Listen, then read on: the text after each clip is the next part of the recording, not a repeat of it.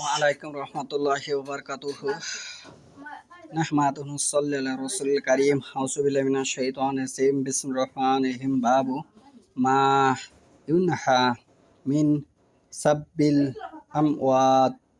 আজকের বক্তব্যের বিষয় হলো মৃতদের গালি দেওয়া নিষেধ। মৃত ব্যক্তিকে গালি দেওয়া নিষেধ। আমি যে হাদিসটি তেলাওয়াত করেছি সহিহুল বুখারী শরীফের দ্বিতীয় খণ্ড পর্ব হচ্ছে 23, অধ্যায় হচ্ছে 97।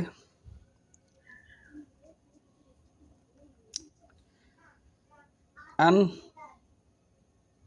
মুসাহিদ আন আয়েশা قالت قال النبي صلى الله عليه وسلم لا تسبوا أموات فإنهم قد أفزوا إلى ما قدموا ورآه عبد الله ابن عبد القدوس عن الأعمش ومحمد ابن أنس عن الأعمش تبعه علي ابن السعد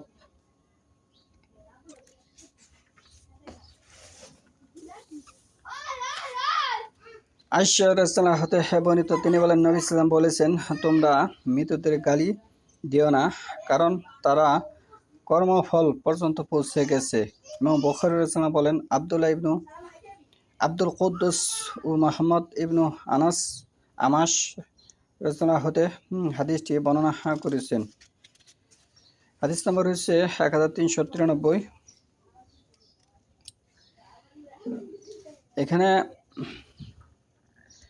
মানুষ মৃত্যুর দুয়ারে উপনীত হলে বা তার মৃত্যুর পর তার রুহু জানাজা ও কবরকে ঘিরে বিভিন্ন রকমের নাজায়েজ ও বেদাতি কার্যকলাপ মুসলমানদের অজ্ঞতা ও বাড়াবাড়ির কারণে সমাজে চালু হয়ে গেছে। বিশ্ববিখ্যাত মুহাদ্দিস নাসিরউদ্দিন আল-আলবানী তার কিতাব আহকামুল জানাজিয়া এরকম 241টি বেদাতের কথা উল্লেখ করেছেন। আমাদেরকে অবশ্যই এসব বেদাত থেকে বেঁচে থাকতে হবে। পাঠকগণ মূল কিতাবটি সংগ্রহ করে জেনে নেবেন। এখানে কয়েকটি উল্লেখ করা হলো। 1 নম্বর হচ্ছে মরণাপন্ন ব্যক্তির পাশে বা মৃত ব্যক্তির পাশে, তার কবরের পাশে বা অন্য জায়গায় তাকে সওয়াব পৌঁছানোর আশায় সূরা ইয়াসিন, সূরা ফাতিহা, সূরা ইখলাস বা কোরআনের যে কোনো সূরা পাঠ করা বা তাসবিহ পাঠ করা, কোরআন খতম করা, এটি বেদাত 1 নম্বরে। 2 নম্বর হচ্ছে কাফরে দোয়া লিখে দেওয়া। 3 নম্বর হচ্ছে জানাজাকে সুসজ্জিত করা। 4 নম্বর হচ্ছে জিকির, কোরআন তেলাওয়াতের দ্বারা উচ্চ আওয়াজ করা। 5 নম্বর হচ্ছে উপস্থিত লোকদের নিকট হতে মৃত ব্যক্তির প্রশংসা গীতি আদায় করা। এগুলো কিন্তু বেদাত। 6 নম্বর হচ্ছে মাটি প্রথম নিক্ষেপে মিনহা খালাকনাকুম বলা, দ্বিতীয় নিক্ষেপে ওয়াফি নুইদুকুম বলা, তৃতীয় নিক্ষেপে মিনহা খালাকনাকুম এ পড়া, এগুলি বেদাত। 7 নম্বর হচ্ছে কবরের পাশে বা অন্য কোনো স্থানে সুখ পালনের জন্য একত্রিত হওয়া, সুখ প্রকাশ করা। 8 নম্বর হচ্ছে মৃত্যুর পরিবারের পক্ষ থেকে আপ্যায়নের ব্যবস্থা করা। 9 নম্বর হচ্ছে মৃত্যুর জন্য প্রথম দিনে বা দ্বিতীয় দিনে বা 7ম দিনে 40তম দিনে আপ্যায়নের ব্যবস্থা করা। সিয়াম কুলখানি 40 মৃত্যুবার্ষিকী অনুষ্ঠান পালন করা। 10 নম্বর হচ্ছে নেকি পৌঁছানোর উদ্দেশ্যে মৃত ব্যক্তির পূর্বে ভোজন বা মেহমানদারির জন্য কোরআন তেলাওয়াত বা তাসবিহ, তাহলিল, নফল সালাত, ইস্তেগফার ও নবী সাল্লাল্লাহু আলাইহি ওয়াসাল্লামের প্রতি দরুদ পড়ার জন্য টাকা পয়সা অক্ষ করা, বরাদ্দ করা।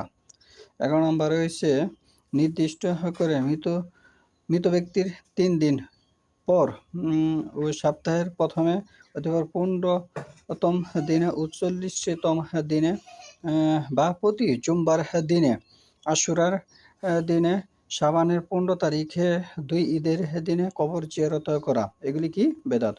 12 নম্বরে এসে সালাতের মতো দুহাত বেঁধে কবরের সামনে দাঁড়িয়ে থাকা, অতিপর বসা। 13 নম্বর হচ্ছে দোয়া কবুল হবে এ আশায় দোয়া করার জন্য কবরস্থানে গমন করা। 14 নম্বর হচ্ছে কবরে শাহিদ ব্যক্তির মাধ্যমে উসিলায় আল্লাহর নিকট সাহায্য চাওয়া। 15 নম্বর হচ্ছে নবী ইসলাম ও সৎ লোকদের কবর জিয়ারত করার জন্য সফর করা। 16 নম্বরে হচ্ছে কবরে মসজিদ নির্মাণ করা বা দেওয়াল, খুঁটি বা ঘর বা সেতু নির্মাণ করা, সুসজ্জিত করা। 17 হচ্ছে কবরকে স্পর্শ করা, চুমু দেওয়া, পেট ও পিঠ লাগানো বা কবরের ধুলাবালি গালে লাগানো, এগুলি বেদাত। 18 নম্বর হচ্ছে জিকির, সলাৎ, সিয়াম, জবহ করার জন্য কবরে যাওয়া, মনস্থ করা। 19 নম্বর হচ্ছে কবরে সম্মান বা সেবা করার জন্য কবরে অবস্থান করা। 20 নম্বর হচ্ছে আল্লাহ ছাড়া রাসূলের কাছে সাহায্য চাওয়া, এগুলি বেদাত।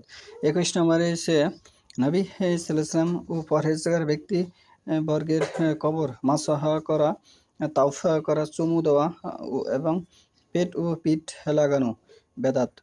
22 নম্বরে হচ্ছে মৃত ব্যক্তির নখ কাটা ও গুপ্ত অঙ্গের চুল কাটা, বেদাত। 23 নম্বরে হচ্ছে নাপাকি না থাকা সত্ত্বেও জানাজা সালাতে জুতা খুলে দাঁড়ানো, এগুলি সম্পূর্ণটাই বেদাত। বেদাত মানে রাসূলুল্লাহ সাল্লাল্লাহু আলাইহি ওয়াসাল্লাম যা করেনি, সাহাবীরা যা করেনি, তাবিনরা যা করেনি, তাবিনরা যা করেনি। একটি হাদিস সহিহ হলে 4টি স্তর ঠিক থাকতে হয়। এই 4 জন ব্যক্তি যদি না করে থাকে, সেটি যদি আপনি করেন, সেটির নামই বেদাত। বেদাত অনেকে বোঝে না, বেদাত নিয়ে অনেকে আবার খেলতামাশা করে। রাসূলুল্লাহ সাল্লাল্লাহু আলাইহি ওয়াসাল্লামের জামানায় মুড়ি ছিল না, আমরা এখন তো মুড়ি খাচ্ছি, তাহলে এটা তো বেদাত। বেদাত ইবাদতের সাথে সম্পর্কিত, কোনো খাবারের সাথে, কোনো পোশাকের সাথে, কোনো যানবাহনের সাথে সম্পর্কিত নয়। যে বেদাত করে তার ফরজ, নফল, সুন্নত কোনো আমলই আল্লাহর দরবারে কবুল হবে না, বরঞ্চ আল্লাহ তার প্রতি অভিশাপ দিয়েছেন, সমস্ত ফেরেশতাগণ অভিশাপ দিয়েছেন, সমস্ত নবী রাসূলগণ, মুমিন ব্যক্তিগণ অভিশাপ দিয়েছেন। হাদিস নম্বর হচ্ছে সহিহ বুখারীর 2য় খণ্ড 3172, 3179 নম্বর হাদিস, আলী রাদিয়াল্লাহু আনহু থেকে বর্ণিত হয়েছে।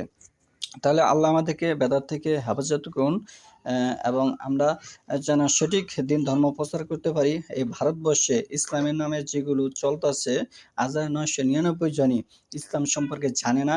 সমাজে যেগুলো তারা প্রচার করেছে, এগুলো ওরিয়েন্টালিস্টদের শিক্ষা ব্যবস্থা এবং এগুলি অন্য ধর্মের কথা তাদের নাম প্রসারের জন্য এবং তাদের খ্যাতি অর্জনের জন্য তারা এগুলি করেছে।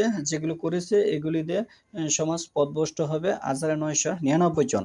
তাহলে আল্লাহ আমাদেরকে এগুলি থেকে হেফাজত করুন, আমরা যেন এই বাংলাদেশ থেকে আল্লাহ আমাদেরকে রক্ষা করুন। এবং যে ব্যক্তি এই বেদাতকে পরিহার করলো, সে ব্যক্তি অবশ্যই আল্লাহ রাসূল সাল্লাল্লাহু আলাইহি ওয়াসাল্লাম সুন্নাহর অনুসরণ করলো।